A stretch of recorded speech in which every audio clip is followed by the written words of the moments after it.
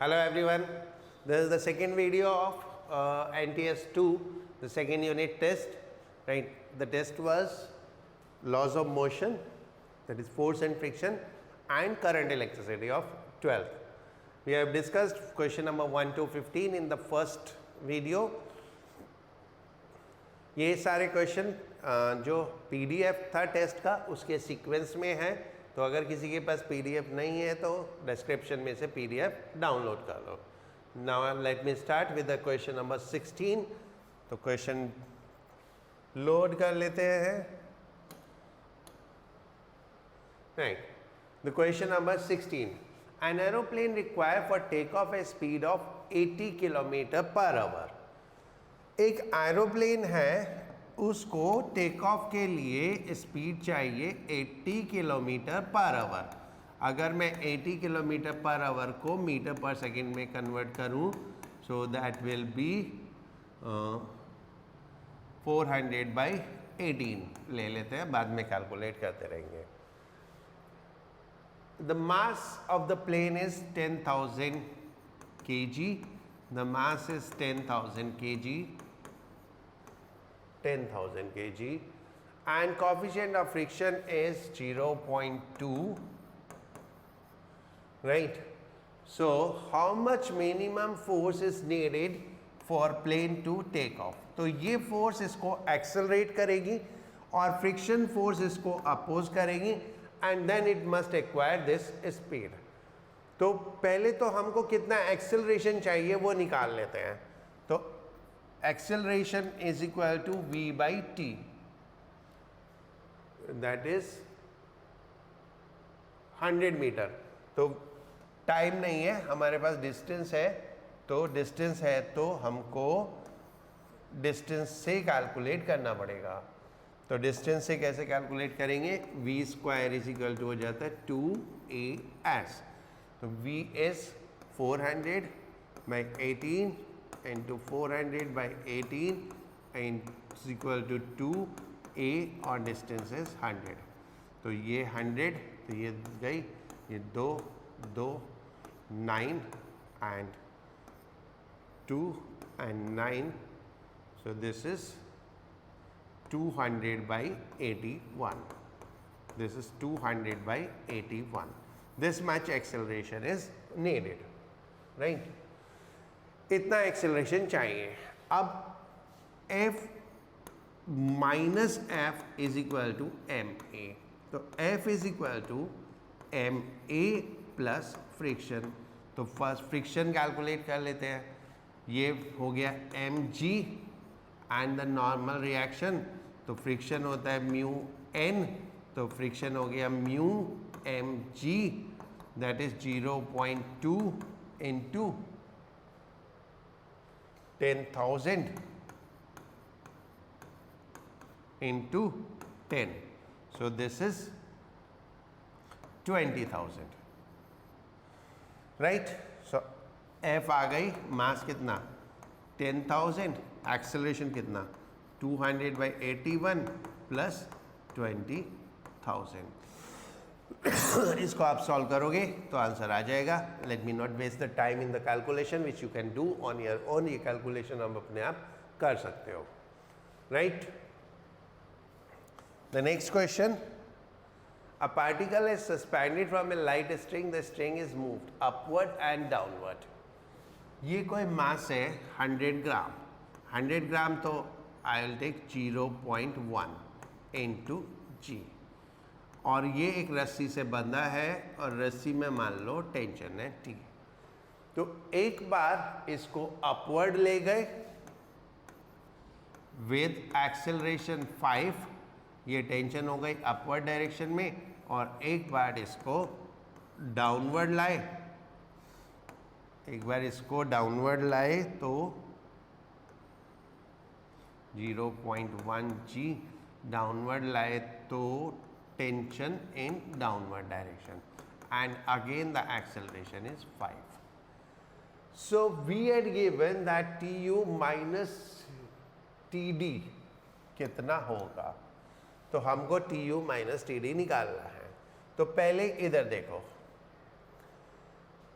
Upward direction में tension upward positive लेंगे, -0.1 g is equal to 0.1 into 5 mass into acceleration, and then when it is coming down, so this will be greater, so 0.1 g minus tension in downward direction, again the mass is same and the acceleration is same, just add them, ये तो cancel हो गया, तो tu minus td is equal to 0.5 plus 0.5, that is 1.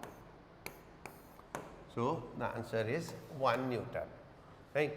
आसान सा question था, ज़्यादा कुछ प्रॉब्लम नहीं है, एंड मैं पहले भी बता चुका हूँ पेपर ऐसे ही आता है नीट में, बहुत मुश्किल नहीं होता, थोड़े से एफर्ट्स चाहिए एंड हो जाएगा. Question number 3. A body is on the point of sliding down an inclined plane under its own weight. If the inclination of the plane to the horizontal is 30 degree, the angle of friction is, देखो ये question same question हमने पहले भी किया था. Body is just sliding down with its weight, तो wait का component mg sin theta नीचे हो गया, फ्रिक्शन ऊपर हो जाएगा, वेट का कंपोनेंट mg cos थीटा ये हो गया, एंड नॉर्मल रिएक्शन ये हो गया. So friction should be equal to weight because it is sliding down, and the friction will be mu n, and the n will be mg cos theta. So mu mg cos theta, mu mg cancel हो गए, तो mu is equal to tan theta. Same question है, already कर चुके हैं, तो ठीक है. So then the angle of friction, this is angle of friction, right? So angle of friction is 30 degree. इसको इतना करने की जरूरत नहीं होती, सिंपल सी बात है. The angle at which object is sliding down is called the angle of repose, and which is equal to angle of friction. तो आप ऐसे भी कर सकते हो, ऐसे भी कर सकते हो, right? How much force is required to push 100 newton wooden block up a friction plane that is inclined at an angle with the horizontal, that it has an acceleration along the plane 2.5. ये एक plane है, angle is 30 degree, इसको हमको ऊपर ले जाना है, तो कितना फोर्स चाहिए? एक्सेलरेशन हमारा है 2.5 और पीछे फ्रिक्शनलेस प्लेन है, तो सिर्फ एक ही कंपोनेंट होगा mg sin theta. So f minus mg sin theta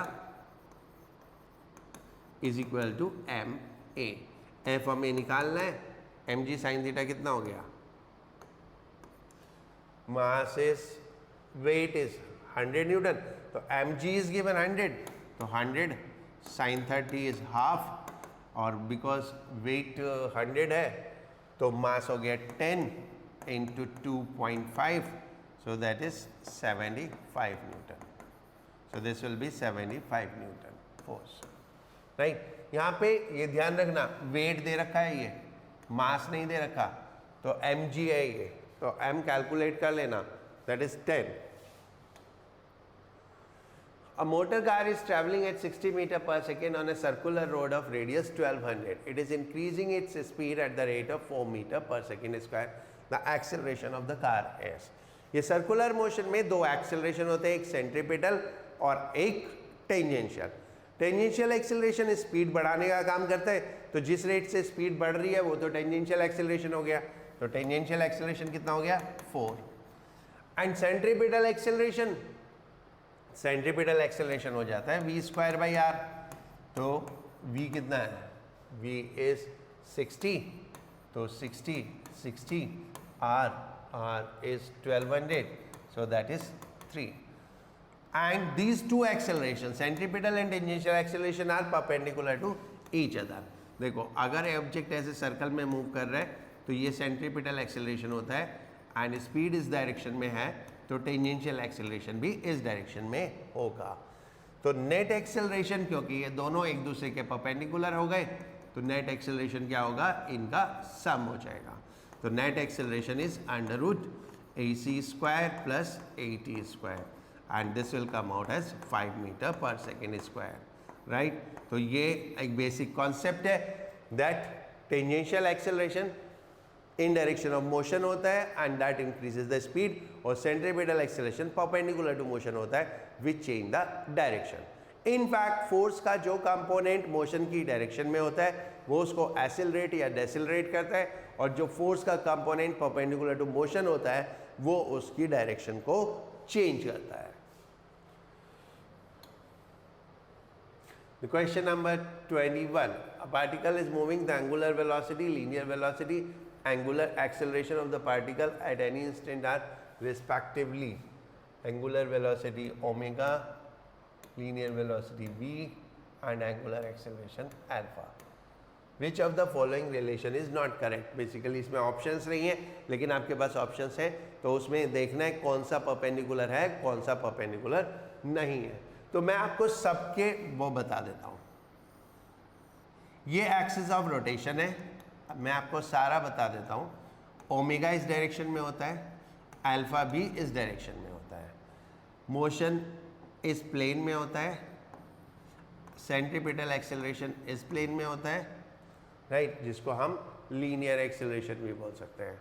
now if you will see which all are perpendicular, v perpendicular to omega, v perpendicular to alpha, v perpendicular to AC centripetal acceleration perpendicular to alpha, centripetal acceleration perpendicular to omega। तो आपको जो भी चाहिए हो, मेरे पास option नहीं है, इसमें से ढूंढ लेना, इसमें से ही कोई ऑप्शन आपको मिल जाएगा। So velocity and centripetal acceleration एक प्लेन में होते हैं, omega and alpha along the axis होते हैं।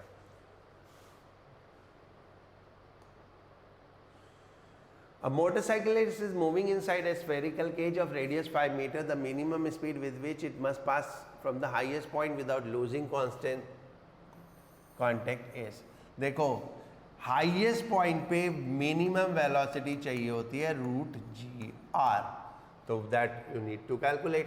तो v is equal to √g कितना है 10 और रेडियस कितना है 5, तो that is 5√2। That's so simple equation. If you know the formula, velocity at the highest point is √g(r).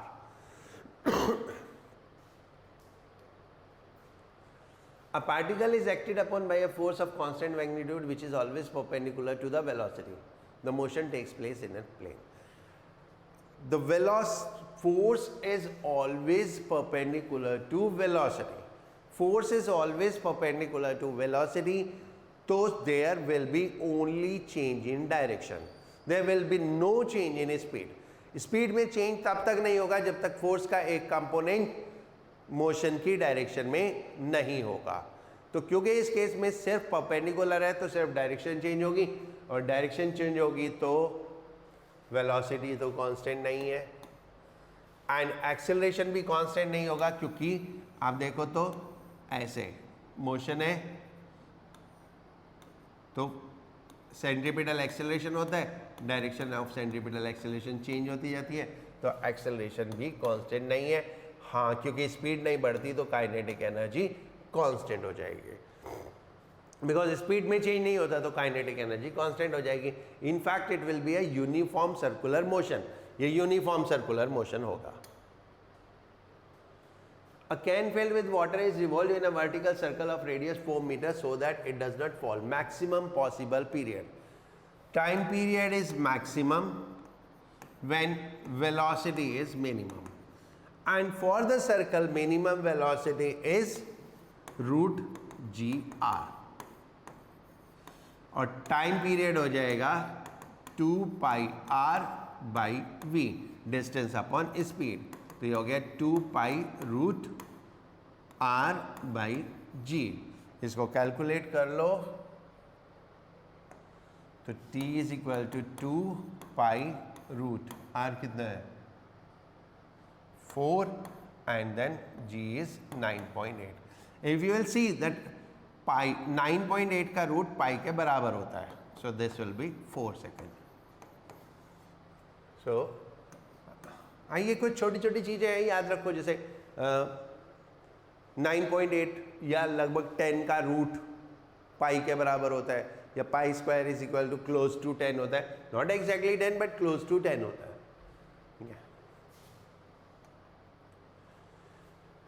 Two masses M and M are connected by a light string that passing through a smooth hollow at the center of the table mass M is lying in a horizontal circle at the center. If L is the length of the string, then the frequency with which M should revolve so that M remains stationary. This is ये एक table है. इसमें एक whole है. इस whole से एक रस्सी से एक मास हैंग कर रहा है, एंड यहाँ पे इससे एक और मास बंधा हुआ है स्मॉल m. इस मास को हमने घुमाया, ठीक है, किस स्पीड से? सपोज ओमेगा स्पीड से. ये लेंथ l है. तो what should be the value of frequency? Omega is equal to हो जाता है 2 पाई f. तो अगर हम ओमेगा निकाल लेते हैं तो फ्रीक्वेंसी भी आ जाएगी. तो अब condition is that it should remain stationery. ये स्टेशनरी रहना चाहिए.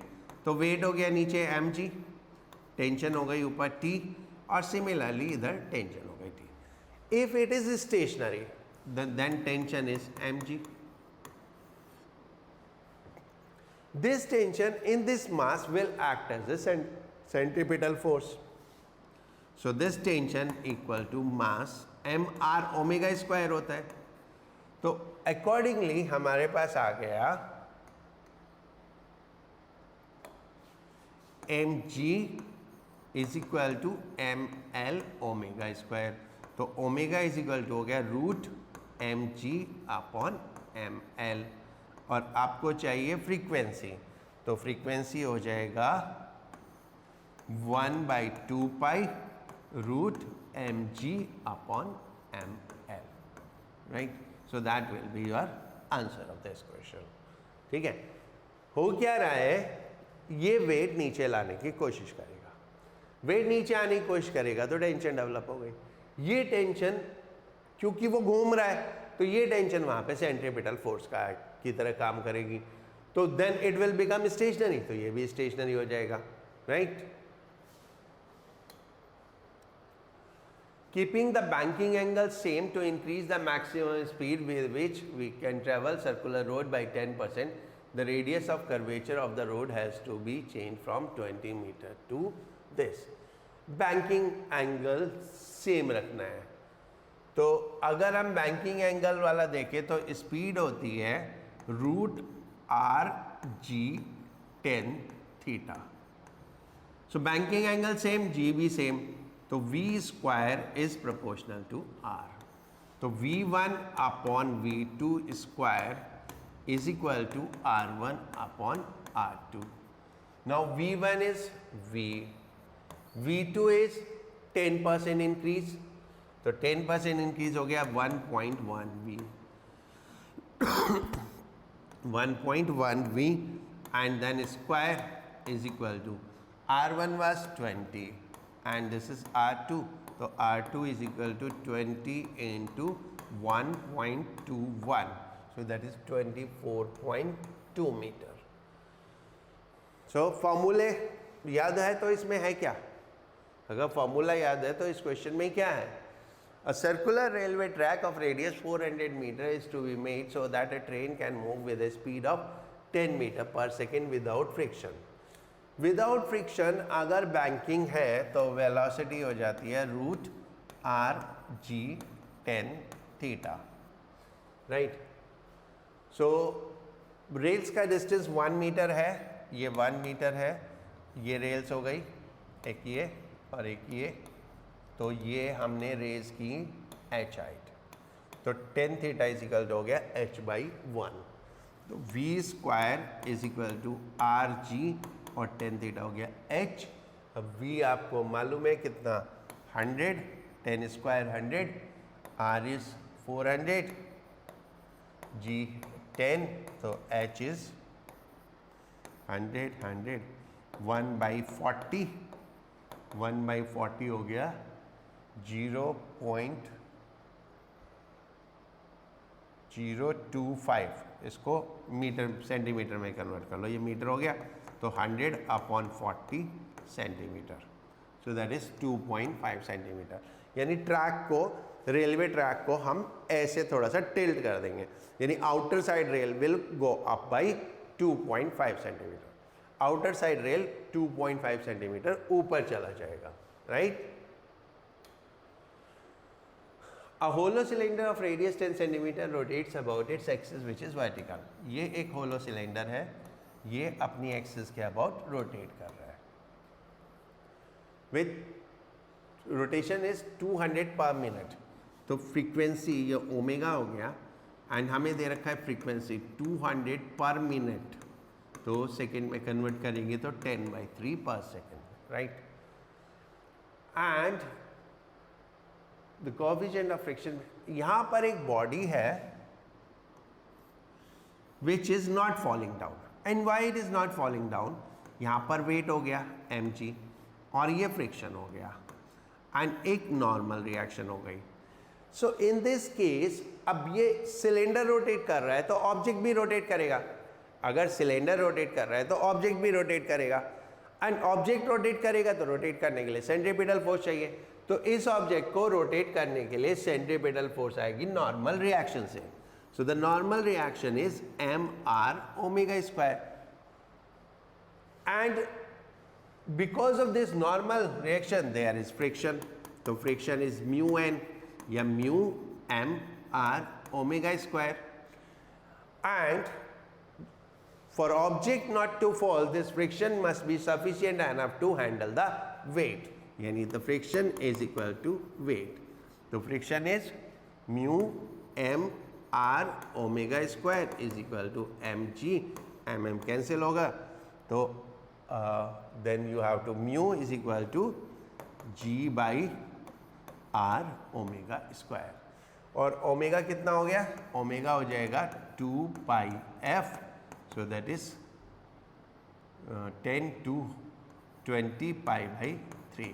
ये वैल्यूज आप यहाँ डाल दोगे तो म्यू इज इक्वल टू हो गया g 10 अपॉन r, r कितना है 10 सेंटीमीटर, तो 10 into 10 to the power -2, and omega is 20 pi, तो 400 पाई स्क्वायर बाई 9, ठीक है। दिस 10 टू द पावर -2 ये गया, ये 10 ये गया, and this is 9/40, pi square is close to 10, तो 9/40, तो कितना आ गया 0.225, so that will be 0.225, right. तो है ना इंटरेस्टिंग, एक सिलेंडर रोटेट कर रहा है, यहाँ पे एक ऑब्जेक्ट है वो भी उसके साथ रोटेट कर रहा है, वो नीचे नहीं गिर रहा। क्यों नहीं गिर रहा, क्योंकि एक नॉर्मल रिएक्शन डेवलप हो गई, उससे फ्रिक्शन डेवलप हो गया, अब वो फ्रिक्शन उसको नीचे नहीं आने दे रहा। 29, when current I flows through a wire the drift velocity of electron is v, जब करंट I है तो ड्रिफ्ट वेलोसिटी v है। अब करंट 2I हो गया, and length double and area B double, so what is drift velocity? So we have a relation between I, तो I is equal to NEAVD, okay। now n material same, तो n भी same और charge भी same, तो VD is equal to I upon A, right. Current भी double, कितना हो गया 2I, एंड एरिया भी double, so this is same velocity, so the drift velocity will remain same, क्योंकि करंट भी डबल हो गया, एरिया भी डबल हो गया, ऊपर नीचे है, तो ड्रिफ्ट वेलोसिटी सेम रहेगी, that will be the answer. And last question of this video, in the given circuit the volt meter read 8 volt, assuming that the internal resistance of the, ये कोई cell है, ये white में आपको दिख नहीं रहा होगा, तो मैं इसलिए ड्रॉ कर दे रहा हूँ, ये 10 ओम, ये 5 ओम और यहाँ पे एक वोल्ट मीटर है, ये V0 हो गया. So now what the voltmeter is reading? The voltmeter reading is 8. So V is equal to 8 हो गया. So across this voltage is 8 volt. इससे हमें करंट मिल जाएगा I is equal to 8 by 10. That is 0.8. ठीक है. अब पैरेलल में voltmeter है, तो वोल्टमीटर में तो कोई रेजिस्टेंस होता नहीं है, तो टोटल रेजिस्टेंस सर्किट का कितना हो गया 15.